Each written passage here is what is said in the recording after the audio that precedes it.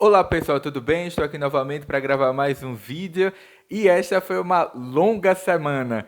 Eu nem vou calcular quantas foram as páginas que eu li essa semana, porque de fato foi uma semana assim puxada. Além das atividades de trabalho, temos a faculdade e essa caixa aqui singela que eu vou mostrar para vocês, que reúne isso que vocês já sabem, né? Que é o ônibus do tal do Hellboy, publicado não muito recentemente, né, pela editora Mitos. O primeiro volume é de 2019 e, se não me engano, os demais são de 2020.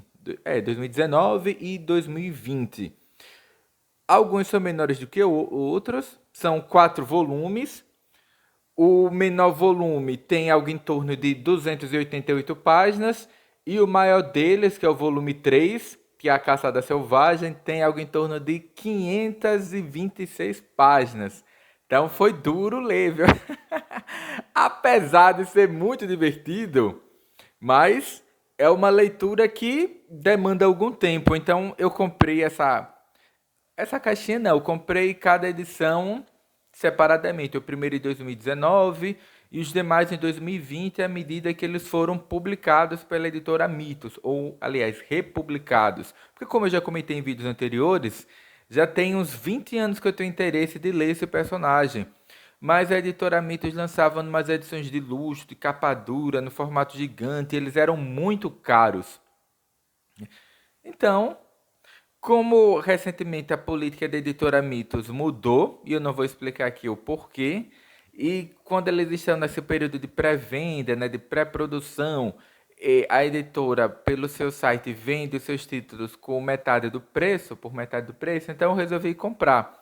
Então, à medida que saía um novo volume, eu ia lá e comprava.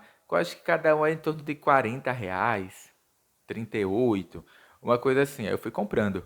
Enfim, né? Aí nós, como eu disse, e com o último volume ele veio com alguns brindes que eu não vou mostrar aqui, porque senão o vídeo vai ficar muito longo.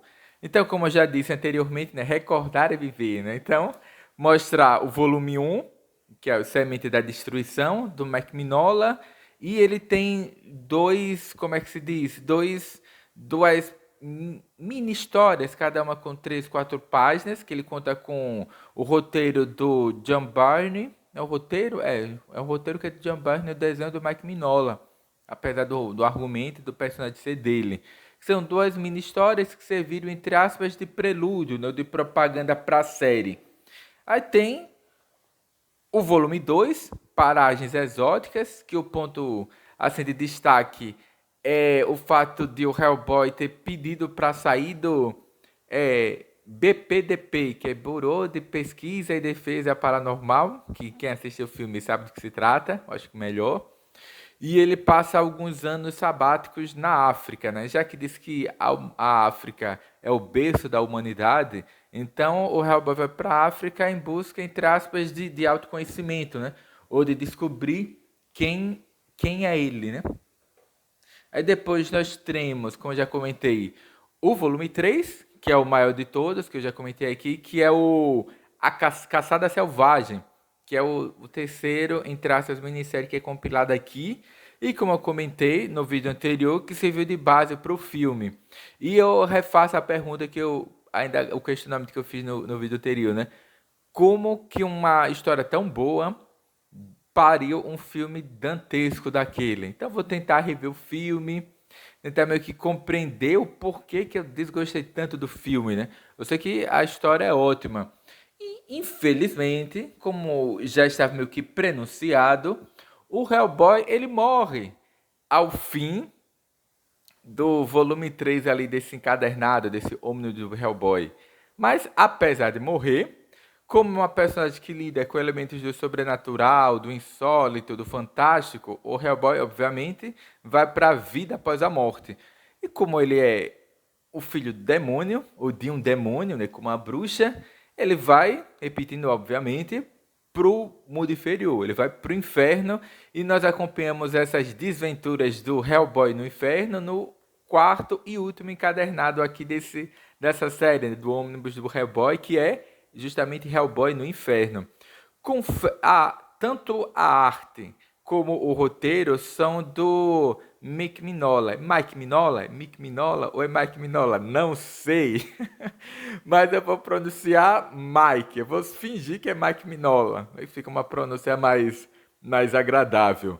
E o grande destaque desse encadernado aqui, primeiro, é o caderno de extras, logo ao final quando a história termina, no qual o Mike Mignola ele apresenta esboços de personagens, alguns que ele usa ao longo da série, Hellboy no Inferno, outros que ele não utiliza, porque ele comenta num texto que serve de pós-fácil, de que ele tinha intenção de produzir algo em torno de 20 edições, né, que seriam compilados, talvez, que 20 edições de Hellboy no Inferno, mas ele acabou, logo na primeira edição, na segunda edição, se não me engano, matando o Satanás.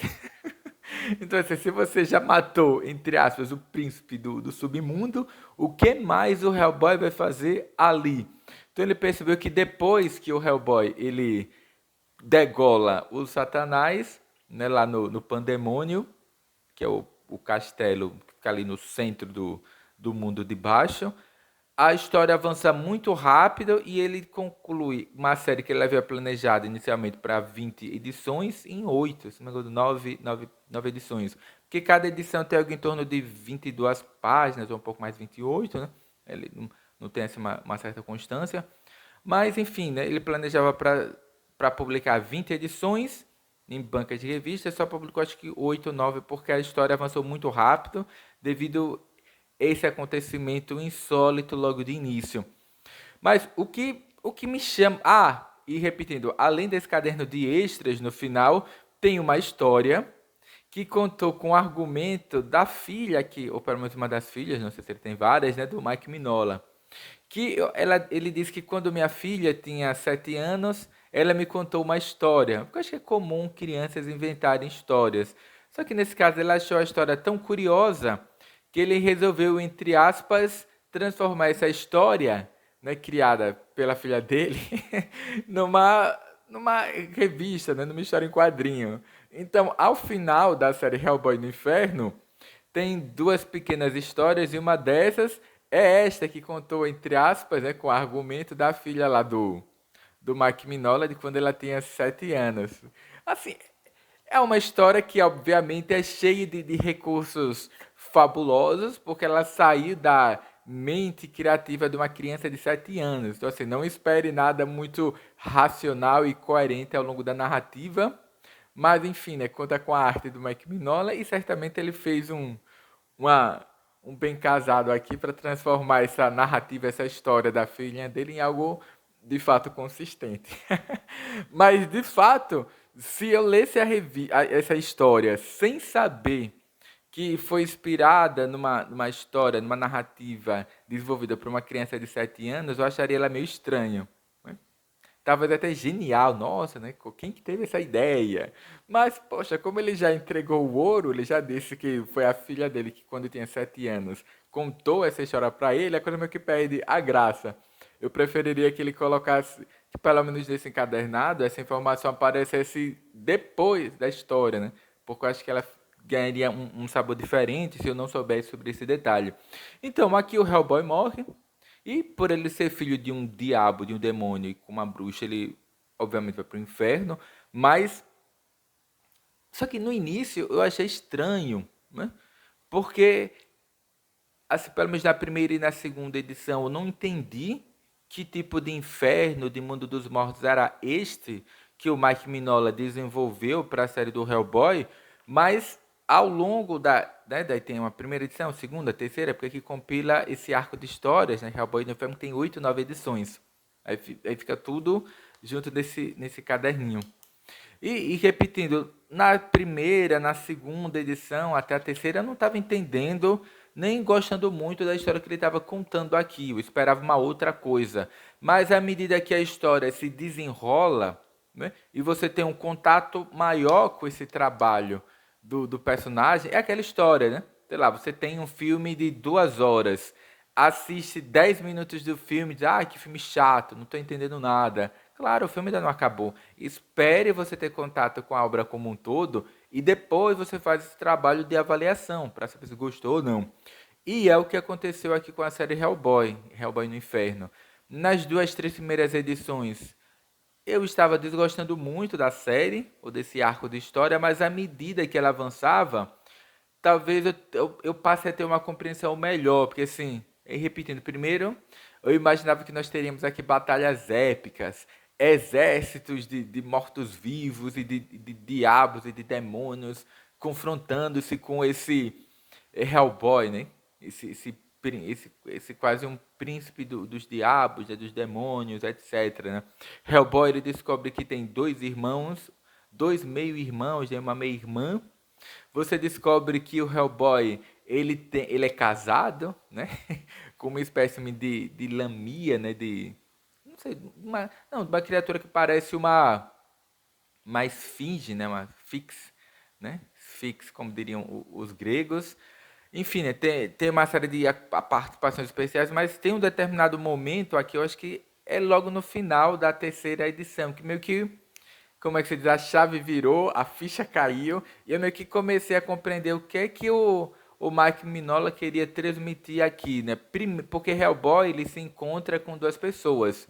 E é engraçado porque é o seguinte, tem momentos em que essas duas personagens que o Hellboy encontra, elas falam na primeira pessoa, direto para você, leitor. Então eles aparecem em forma humana, são dois intelectuais. E quando o Hellboy fala com eles, e eles aparecem ali como a terceira pessoa, né, da narrativa, aí vocês veem como eles realmente são, né? São cadáveres, nem vou dizer cadáveres apodrecidos, que eles já estão mortos há tanto tempo que eles nem têm mais aqueles líquidos vitais que se esvaem do corpo quando ele está putrefando, não é? Só aquela carcaça seca e carcomida, né? E deteriorada. Enfim, é uma visão assim, bem macabra e isso se repete ao longo da narrativa, né? O que torna aquela leitura de Hellboy no Inferno algo inapropriado para menores. Então, se você tem menos aí de 16, 17 anos, não leia o Hellboy no Inferno. Isso aqui não é para você, não é para você mesmo. Então, eu acho que no final da terceira edição, né, desse cadernado, que o Hellboy ele encontra esses dois intelectuais e eles contam para ele que eles tinham essa intenção de fazer um mapa do inferno. Que esse inferno é composto por uma vasta planície coberta de pó e detritos, né, e de pedregulhos, alguns rios que subvêm, né, que derivam do mundo dos mortais. Esses quatro ou cinco rios eles se juntam formando uma espécie de lago no interior do inferno.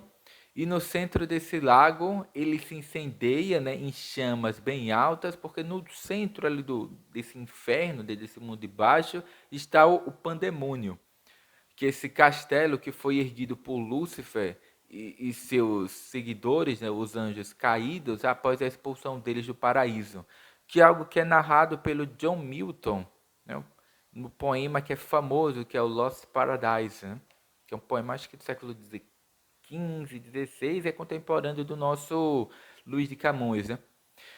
E ele conta que depois ali do pandemônio existe as cidades infernais, que não são cidades diferentes, são um amontoado de cidades, de uma cidade que é construída de forma aleatória, né? Você tem aquele processo da conurbação, e além dessa cidade, apenas uma floresta trevosa e repleta de seres de deformados. E Hellboy pergunta, e só tem isso no inferno? Ele não tem mais nada. É só isso. Porque o inferno. Aí eles dizem, né? É só isso, não tem mais nada no inferno. E, repetindo, o Hellboy ele encontra essas cidades desertas, o Pandemônio, que é esse castelo lá do Lúcifer, também quase que abandonado, ou tomado por ordens de diabos de natureza inferior. Há zumbis e espíritos em forma de serpentes que vagam no limo e na imundícia dos esgotos, e meio que só. Esse inferno ele é gelado, né? Ele é deserto, ele é lúgubre. Porque A impressão que me ficou é de que o Mike Mignola ele quis pintar o inferno como um lugar de depressão, de melancolia, de solidão e de um sofrimento que ele é mais introspectivo do que físico, né? Afinal, são espíritos, né? São almas, espectros. Então, para que impor sofrimento físico para esses seres que não têm materialidade? Tem até aqui uma história de uma personagem que ele é desmembrada, ou não, ele é tornado, eles tornam a alma dele, entre aspas, imortal, né? E desmembram esse corpo, vamos chamar de protoplasmático, e joga ele sei lá no abismo, né? No inferno. E ele passaria, entre aspas, a vida, a eternidade consciente, mas esquartejado, as partes de seus corpos jogados ali no vazio, né? Na desolação.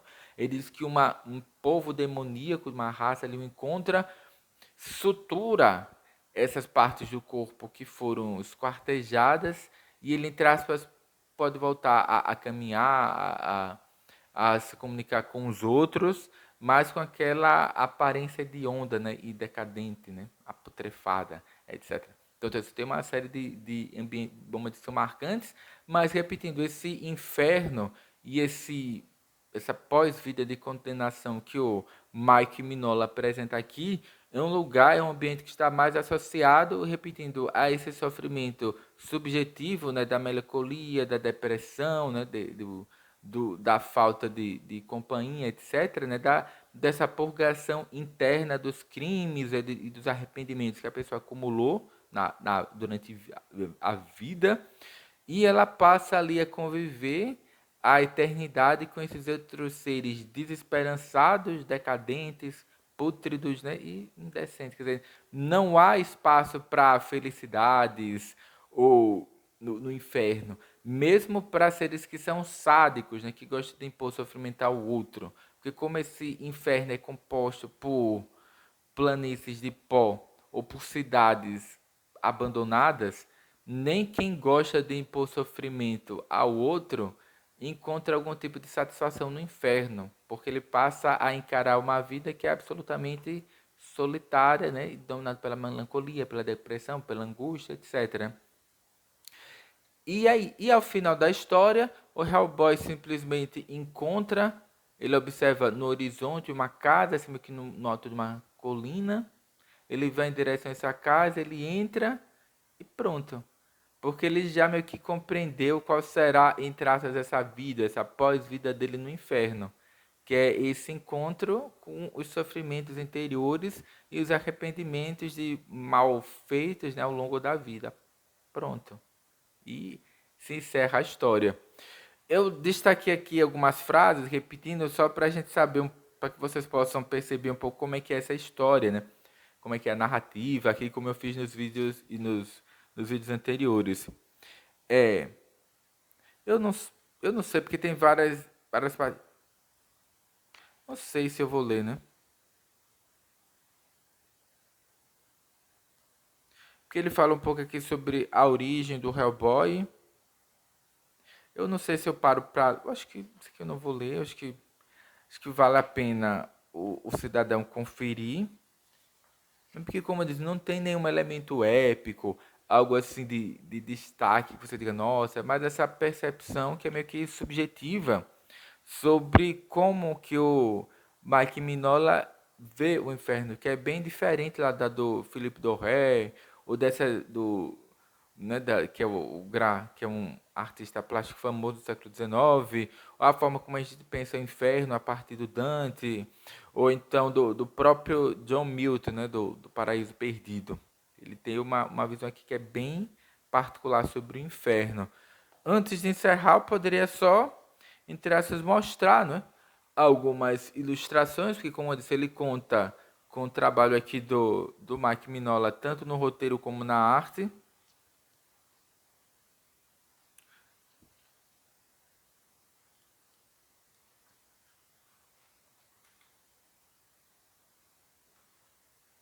Só para não tornar o vídeo assim muito longo, fica aqui de novo a minha recomendação de leitura dessa série, né, que é o Ônibus do Hellboy, que se conclui em 4 volumes. Há outras obras, há outros desses encadernados publicados aqui no Brasil pela editora Mitos que traz outras histórias relacionadas a esse universo ficcional que o Mike Mignola criou para o Hellboy. Aí tem assim, Hellboy Histórias Curtas, que são 2 volumes, e tem um BPDP, né? Que é uma série desse grupo de pesquisa e defesa paranormal. E que eu não vou ler agora, eu vou preferir ler uma outra coisa, dar um tempo aqui para esse universo do Mike Mignola e depois eu retorno para ele. Só para não me cansar, que apesar de serem excelentes personagens, e o universo e a arte desenvolvida pelo Mike Mignola ser bastante cativante, mas eu vou preferir me afastar um pouco dela, ler uma outra coisa, e depois eu volto para concluir a leitura disso aqui. Da mesma forma eu farei com a Biblioteca Dom Rosa. Então, por enquanto é só. Fique aqui a minha recomendação, se vocês puderem, visitem o site da editora Mitos, sempre tem títulos em promoção, e a Mitos, que aqui no Brasil basicamente publica as edições da Boneri, né? Para você que gosta de histórias de mistério, ou de histórias envolvendo o cowboy, o Velho Oeste, ou esses títulos assim meio diferentes, vale a pena, como eu disse, casualmente visitar o site da editora Mitos, que eles sempre há algum produto em promoção e são promoções verídicas, né? Com revistas custando ali, com revistas com 40, 50, até 60% de desconto. Vale a pena conferir, eu acho até melhor do que a Amazon. Então, por enquanto é só, até o próximo vídeo, né? Até a próxima leitura.